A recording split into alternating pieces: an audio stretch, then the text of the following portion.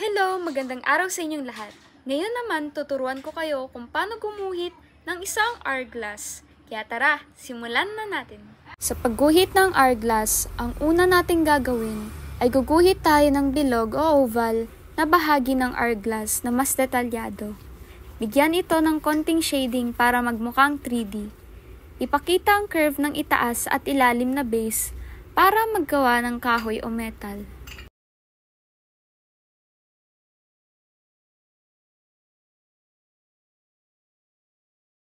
Gumuhit ng dalawang pabilog na kurba na magkadikit sa gitna. Ito ang magsisilbing hugis ng hourglass. Siguraduhin na ang hugis ay parang dalawang mangkok na pinagdikit sa gitna.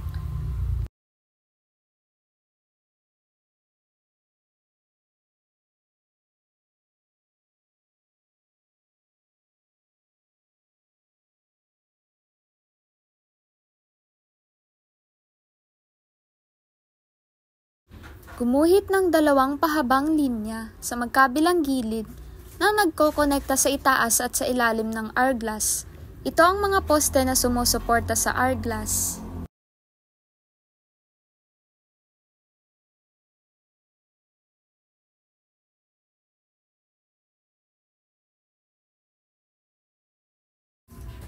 Mag-drawing ng buhangin sa loob ng katawan ng hourglass.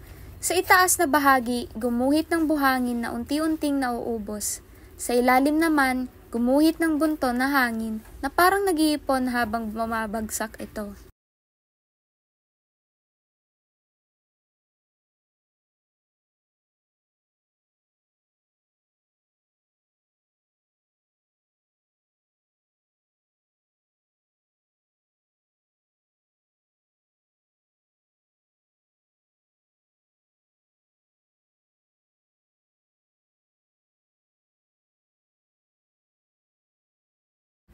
Maglagay ng shading sa mga gilid ng hourglass para ipakita ang roundness o pag-ikot ng katawan. Gumamit ng maliliit na pahilis na linya para sa mga shaded na bahagi. Pwede din kayo magdagdag ng cross-hatching sa mga poste at base ng hourglass para magmukhang solid at may texture. Siguraduhin na may contrast sa shading para magmukhang may liwanag sa gitna ng hourglass at ang mga gilid ay mas madilim.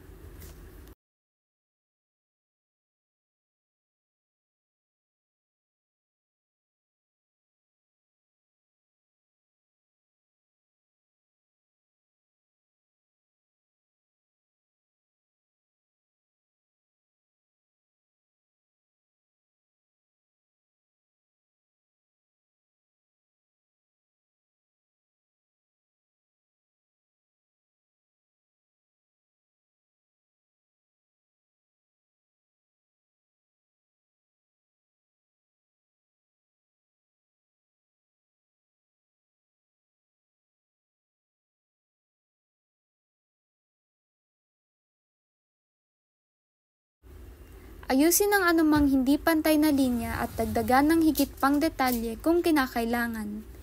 Gumawa ng huling linya para linisin ang disenyo, lalo na kung gumagamit ka ng lapis. Alisin ang mga gabay na linya para pagandahin ang outline ng buong hourglass.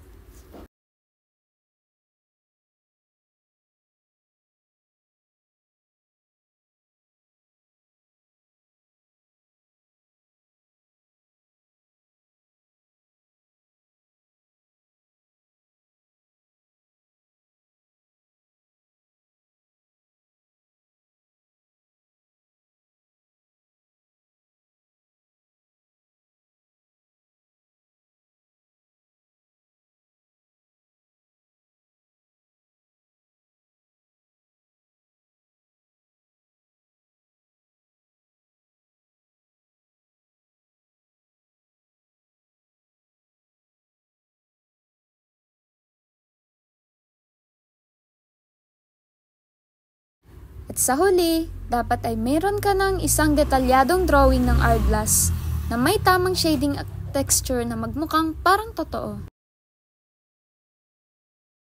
At natapos na ang ating iginuhit na hourglass, kaya sana magamit ninyo ang mga natutunan ninyo at huwag kalimutang mag-like at mag-subscribe para sa mas marami pang tutorials. Muli, bye-bye!